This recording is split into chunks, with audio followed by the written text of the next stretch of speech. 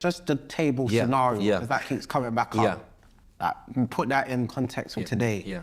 You got injustice, you got corruption happening in the world, and we see that. Would you flip a table?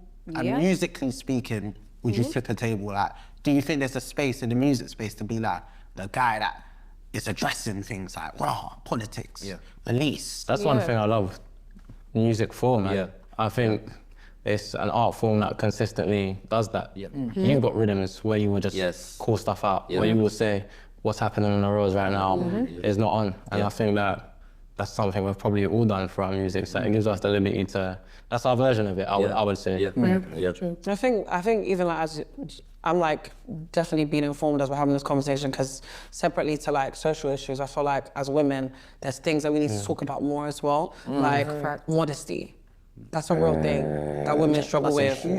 That's a really big thing, but at the same time, connecting it back to rap, women have been told that they need to be sexualized for the message to be, you know, taken on board. But as you guys are speaking, because I personally don't speak on a lot of social issues, not because I don't feel like I have an opinion, but I just feel like, am I going to be opinionated on every single one? And I don't know if I'm ready to necessarily do that. But what I do feel inspired to do as we're having this conversation is speak about topics like that.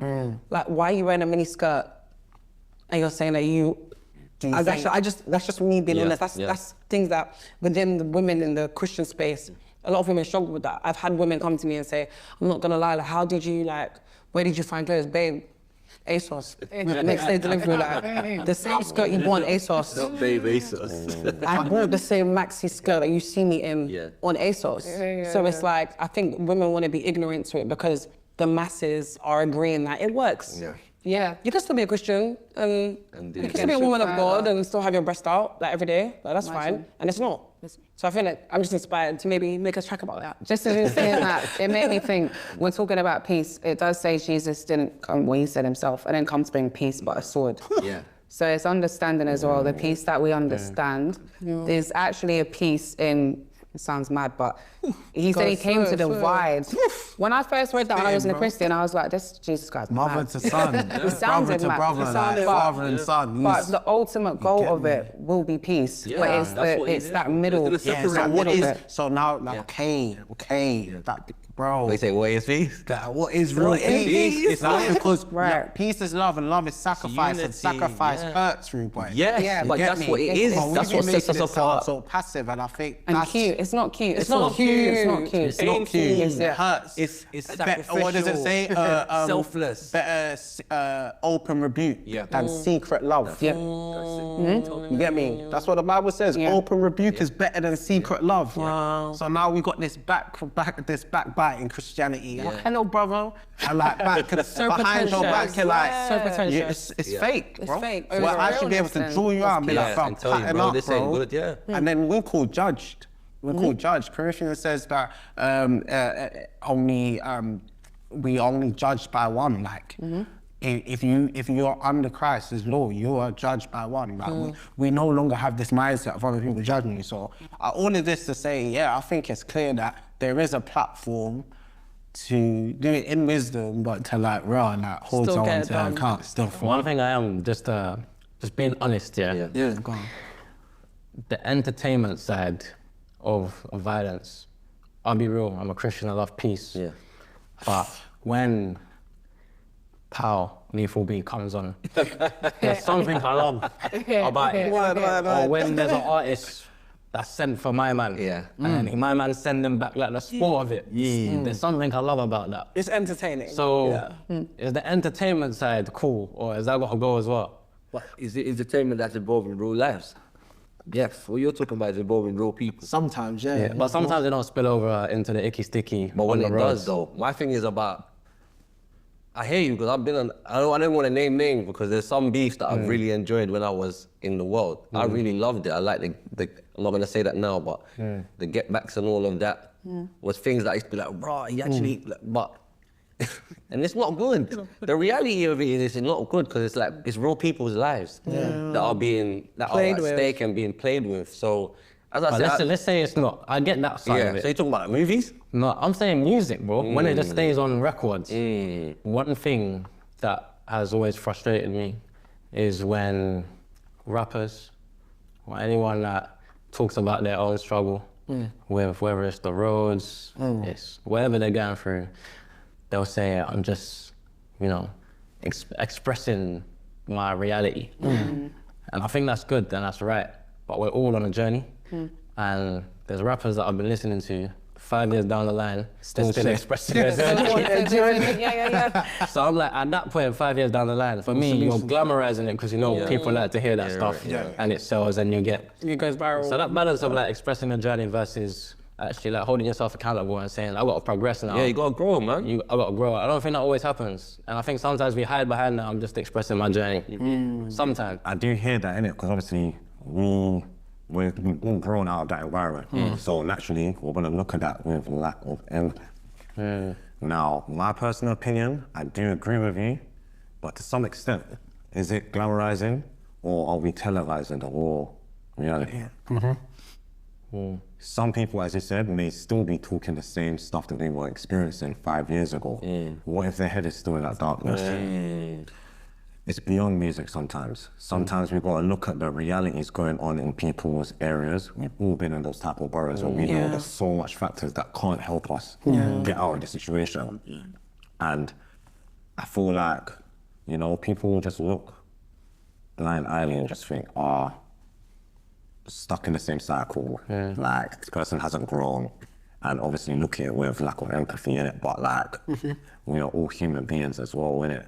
Don't get me wrong, there's still people that do push badness, which I don't agree as well, innit? I personally think, as you said though, it's that journey, depicting that journey, showing them light and darkness and letting the people understand, like, and on that music, it's a lot of pressure sometimes, because you can have the same kind of film time and time again, not the same energy, do you know what I mean? Bro. But with musicians, there's probably added pressure to what growing out. So where's the beauty in that? The painful, dark, ugly, sometimes violent music that is being created. Where's the beauty in that? That's what was you gonna say? I was gonna say, if it wasn't popular, do you think people would still be wanting to televise it?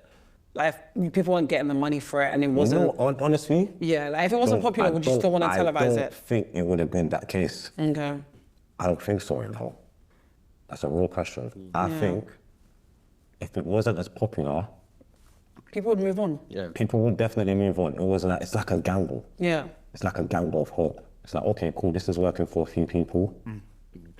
Let me try. So that's the glamorization then. And if they're doing it only for a game rather than, no, I'm just telling my story. So that's where they see the beauty in it. That's where they see the beauty. Maybe the beauty is escape as well. That's why you got a man that's not from that lifestyle that somehow can find a relating point and enjoyment because he's escaping like whatever he's struggling with. And he's tapping into it through, I don't know, Top Boy or someone. The dangers of that comes here. 100%. There's some people that don't even want to unlock certain things in their that wardrobe, you know what I mean? Because they're like, for them, it's real life. This is not just me sharing it to the world to get any sort of gain or even wanting to shine light on the problem that I experienced. Some people, they hold it so close to chest because they understand the power of it. And I think... You see what you just said there? That's what we get blinded to. The power, the respect, glory that comes out of it. You get me? I'm starting to see, like, especially now, Christianity becoming more popular as well. I feel like a lot of people are becoming Christianized because they're just like, oh yeah, it's a popular thing, I can go viral. I'm on Christian TikTok, hashtag Christian TikTok. I'm gonna become a Christian rapper, and do a Eugy, or like do a Imran, like looking at people who have done it and they're like, do you know what, we're gonna do it and it's gonna blow off. Do you think people are doing it because of like they have an actual message to say, or do you think people are doing it because it's a way to get clout, it's a way to get profit? Honestly, I think nowadays it's very algorithmic. What do you think? I mean, even just from the violent perspective of it, I know people want to talk about peace. But when I grew up, look, I've been stabbed 5 times, 3 different occasions. And for me, we called them stripes. Like, that was a badge of honor. You know what I mean? Being from that lifestyle. So for me, I knew subconsciously, when I started rapping about this, that was my credibility. You know what I mean? That was me playing my bravado into what was acceptable in the culture that I was a part of. Now, I see that as my education. However, I know going into this space and navigating music, a lot of that is just what we need to do to really validate being a member, having a license to be able to say, yeah, I can talk about it, I can be around that. That's me saying honesty. That I think I wasn't pulling those experiences out to say, oh, this is the problem with South London. Yeah. That was just me, that was the bravado. Yeah. It's just some part of what I'm saying. Yeah. I think hopefully as we mature, as I did, you start to pull on those experiences from a more purposeful place. Yeah.